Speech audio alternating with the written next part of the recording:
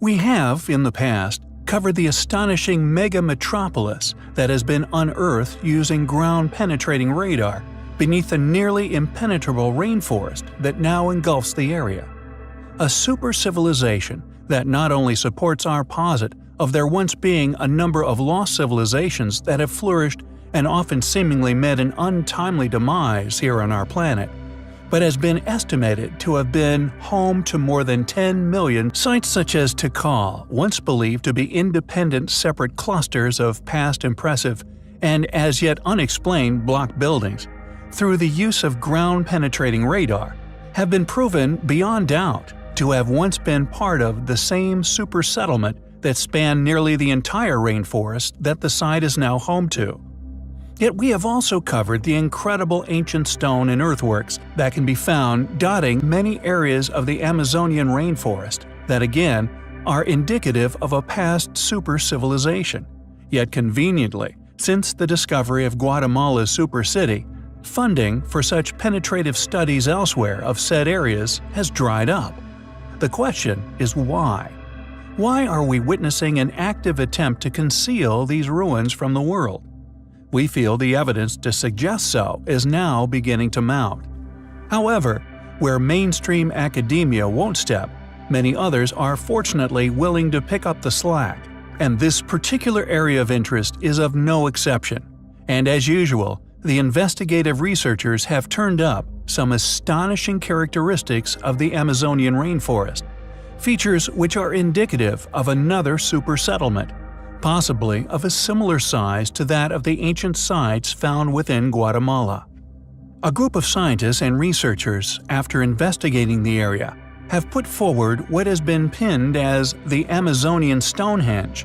According to said researchers, they found evidence that a, quote, highly advanced ancient civilization once existed in Brazil, and although they have dated the ruins as having been built 500 years before the European colonization of the Americas began, we feel that the evidence to suggest that they were in reality far before this date will soon be realized, and that these people who once inhabited the Brazilian Amazon were possibly creating an impressive arrangement of immense towering granite blocks. As such, scientists today speculate that these massive stones were like so many other sites we have covered in the past, attributed as that of an ancient astronomical observatory. The structure consists of 27 blocks of granite, each up to 4 meters tall, standing upright in a circle measuring over 30 meters in diameter. In other words, possibly more than 1,000 years ago, an ancient civilization of native peoples were flourishing in the area. According to the New York Times, radiocarbon tests and site measurements during the winter solstice shed light on the ancient civilization's abilities that inhabited the Amazon. From this, new archaeologists have realized that the people who lived in the area developed a more advanced civilization than previously thought. Who built the Amazon Stonehenge? When did they build it? Is there a lost super-settlement hidden beneath the Amazonian rainforest as that of the Guatemala rainforest? We find the evidence to suggest such highly compelling.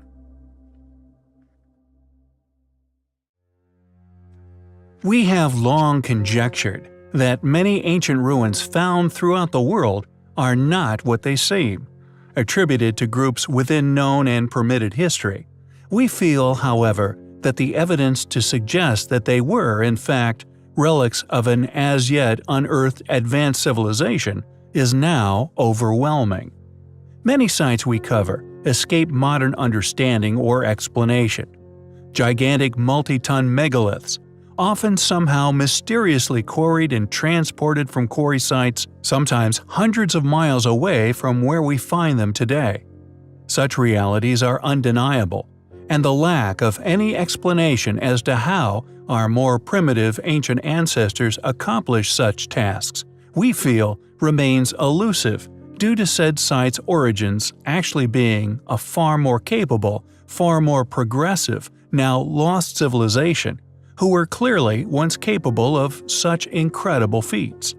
However, although many sites are often attributed to what we perceive were mere re-inhabitants and the archaeological footprint that they left behind, excavated and permitted to be studied in depth, pinned as the creators of said sites. However, the relic we are focusing on in the following video, an ancient artifact left by those who possibly created the site itself. Majorca, a favorite with holidaymakers, yet alas, what many do not pursue while on the island is the inexplicable stone megaliths which litter its tropical shores. Academically attested as a 3,200-year-old relic, we feel, however, that the sword, although clearly of a remarkable preservation, is in fact far older than this, and those who have investigated the site and said relic have concluded that the only possible origin of this incredible object was that of a now lost yet once highly advanced ancient civilization.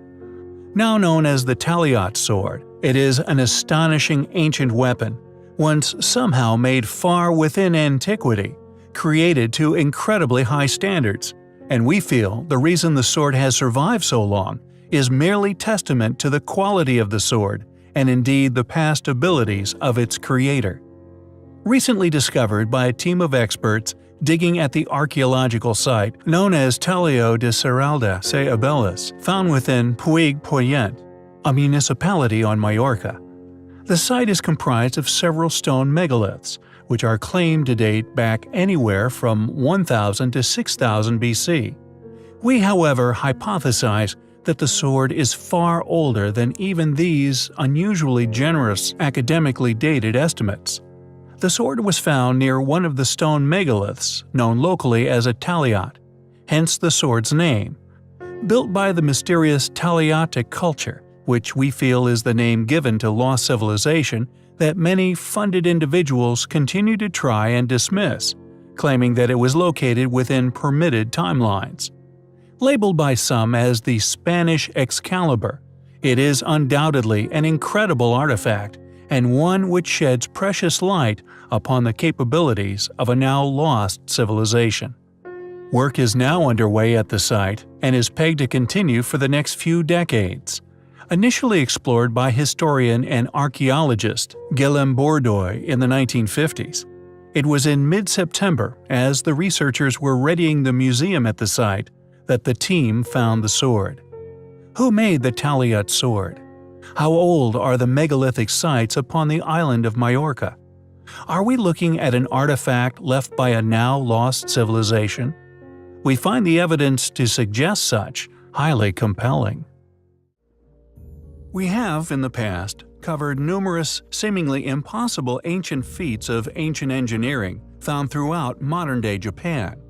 Polygonal stonework of gigantic proportions, ancient forts and temples, which we have previously distinguished, were constructed upon far older and now inexplicably mysterious masonry techniques, the most abundant of which we have come to know as polygonal.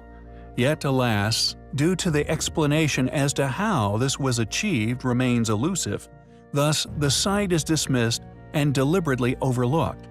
As such, the absence of any logical explanation as to how said sites came into being, or even how this stonework was once achieved, means that not only are these sites suppressed from mainstream attention, but the seemingly impossible features still in existence are, instead of being exposed and admitted as unexplainable accomplishments, thus allowing those with a critical capacity to pursue said origins, we feel, are instead avoided, compelling proofs of our posit of there having once been advanced, now yet lost civilizations, which once flourished and often seemingly suddenly vanished, have indeed been and gone on our planet.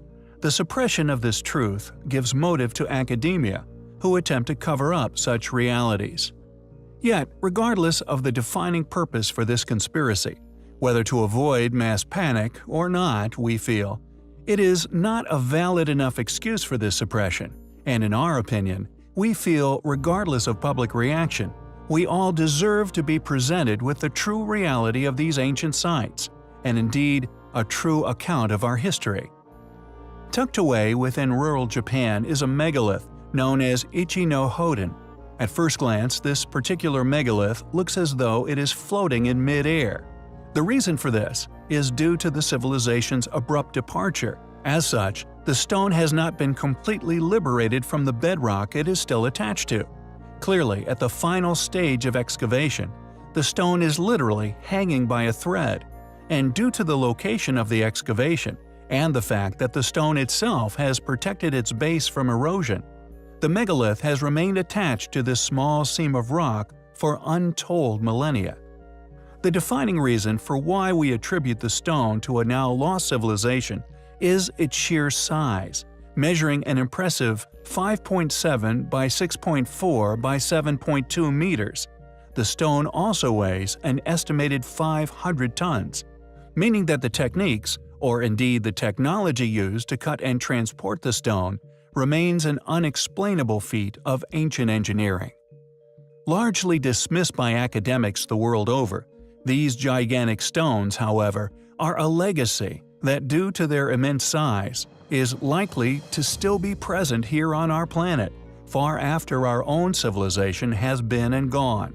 Additionally, just like the many other sites which we have successfully identified within Japan as the work of a now lost civilization, a temple was later built at the site, and although attributed to a civilization within permitted timelines, the megalith has been believed to be holy and has been venerated since ancient times. According to mainstream study, which, although not publicized, were literally forced upon academic institutions as they continue to attempt to appear transparent, all the while actively avoiding the task of explaining not only who and when this stone was cut by, but how this ancient civilization was intended to transport said stones to their final locations. The official version is, predictably, a claim that the rock was intended to be a tomb. However, just as we would have expected, there is no scientific information as to who quarried the stone, or indeed what intentions they had for its eventual purpose. Who cut the Ichi-no-Hoden megalith? How did ancient civilizations move such gigantic stones, sometimes thousands of miles? We find the Ichi-no-Hoden megalith highly compelling.